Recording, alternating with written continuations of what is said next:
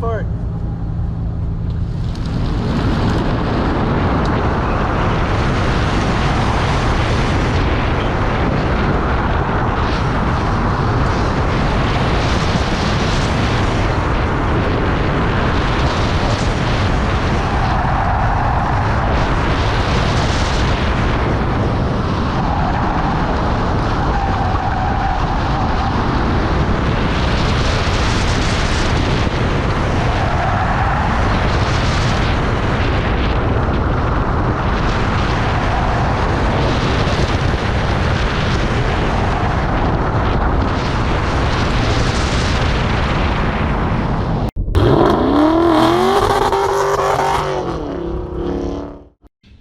What's up everybody, Grant here from Spectra Racing. So I took my 2021 Tesla Model 3 Performance to its first autocross and it did not disappoint. So if you haven't seen here on the channel, I have a 2021 Tesla Model 3 Performance. I've done a few mods to it now since the last video I did with my wife here in the passenger seat. And so I've done the unplugged performance rear sway bar and I've gotten 4 wheels and tires for it. So I am running in SCCA Super Street class, which limits you to a few mods, one being the rear sway bar, the other being wheels and tires. The wheels have to be the stock width, which is 8.5 inches. You can go down a size, overall diameter, so I went down to a 19-inch. They're Forge Star F14 Bronze Burst. The color is a little dark for my taste. The light has to hit it just right for them not to look like coffee black or something. But it actually does get you a bit more acceleration. I think some of the other YouTube videos I've seen, the 0 to 60 is 3.1 seconds. And this thing is just ridiculously fast. Here on the first autocross run, when I finished the first run, which I just blew past some of the elements, because it was just way faster than I thought it was going to be, you can hear my reaction here.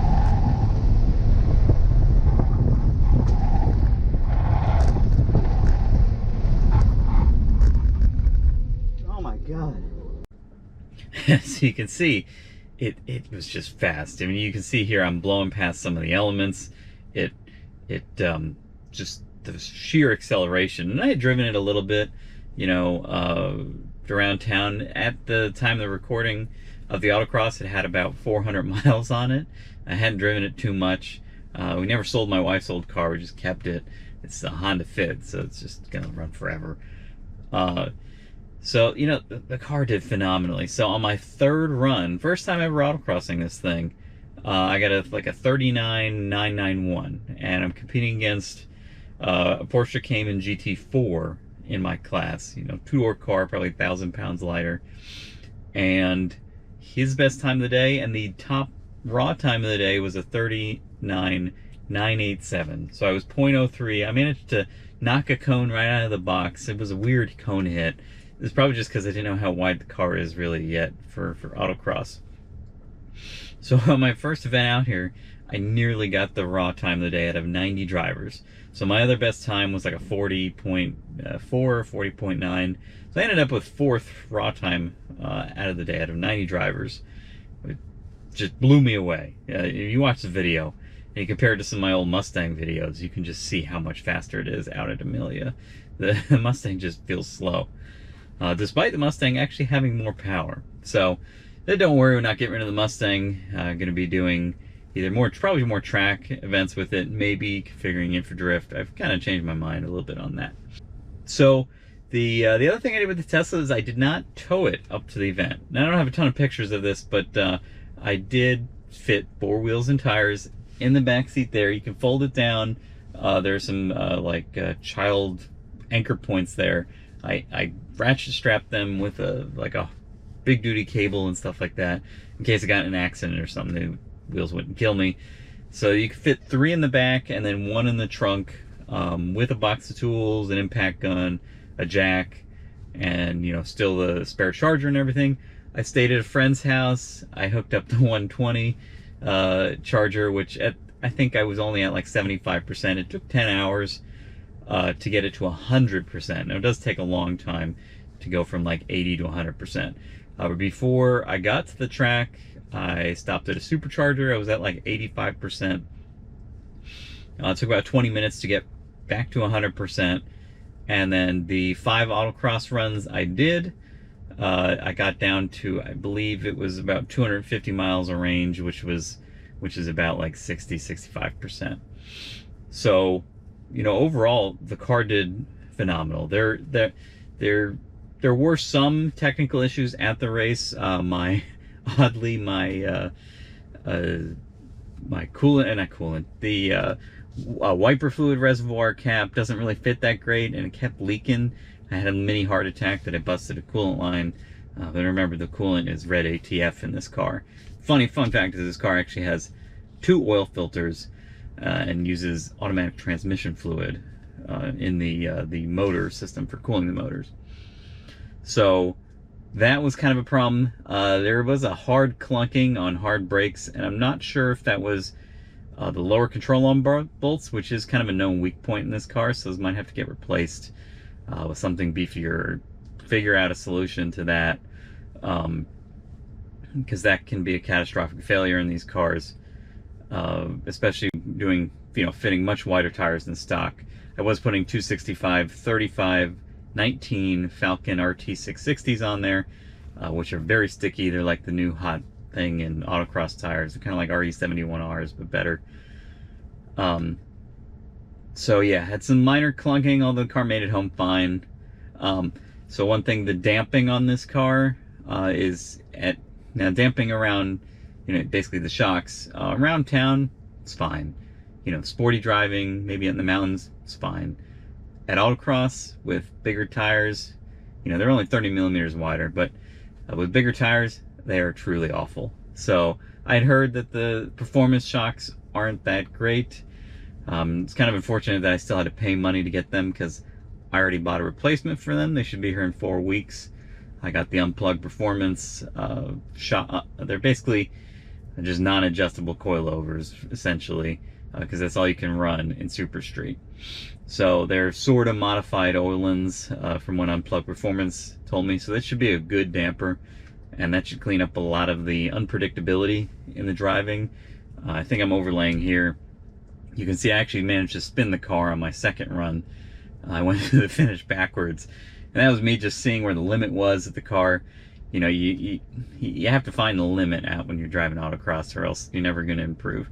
And I sure did find it. So I can see why early on these things in autocross were very, very quick. I knew the guy that won B-Stock, and he had told me that he didn't like the way the car handled. But now, there are aftermarket shocks for the car, so that is a potential solution. I thought it was still a lot of fun to drive. I didn't think, I thought the shocks were pretty bad, but I still thought it was very fun to drive, just because it's like a rocket ship. You hit that accelerator and it's just, you're there. You can see in the inside view, it's hitting 70 miles an hour, basically everywhere where I could, put the foot down on the floor, which is just ridiculous. So anyway, the car made it back home. I have a 30 amp dryer plug that I actually just plug into here at the house, 21 miles an hour. So from full depletion, which you almost never do. I mean, how often do you come back to the house with no gas? That would take like 10, 11 hours, I think. You don't also ever charge it up to like 100%. So you're only going to like 250 miles usually on an average day, unless you're going on a road trip somewhere. Because the good Goldilocks zone in EVs here is that 15 to 80% is where the superchargers are really effective, where you can actually get like 1,000 miles an hour, or whatever level supercharger you're at. And speaking of superchargers, I have a diesel pickup truck. I have the V8 Mustang. I'm a petrol head. I didn't really mind the superchargers. When I'm on a long road trip, I kind of like stopping for a little bit. Most of the time they're near like a shopping center, or like I went in Winn-Dixie and I bought a bunch of apple fritters that I totally didn't need. So I didn't mind that. The car, the autopilot was great on its first trip. I just can't get over how impressed I am with this car and how fast and competitive it was.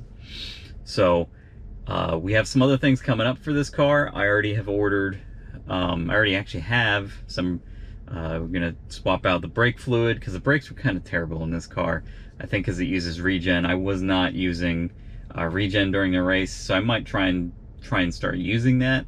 I felt like it would upset the balance of the car, or just having to relearn how to drive at autocross with the regen, because anytime you take your foot off the accelerator, it's basically hard on brakes. But I'll give it a try, see if it probably would help with the braking ability, bringing in the regen to the brakes. Or I have to see if there's some kind of mode where I can only get regen when I press the brake pedal. Beyond that, so yeah, we'll do a video when I get the up shocks and see how those improve the handling. I really think that's going to help. You can see in some of the photos of the amount of nosedive the car had under heavy braking. It's a heavy car, and sending all that weight forward, you can see that it was like a quarter of an inch from skidding the ground.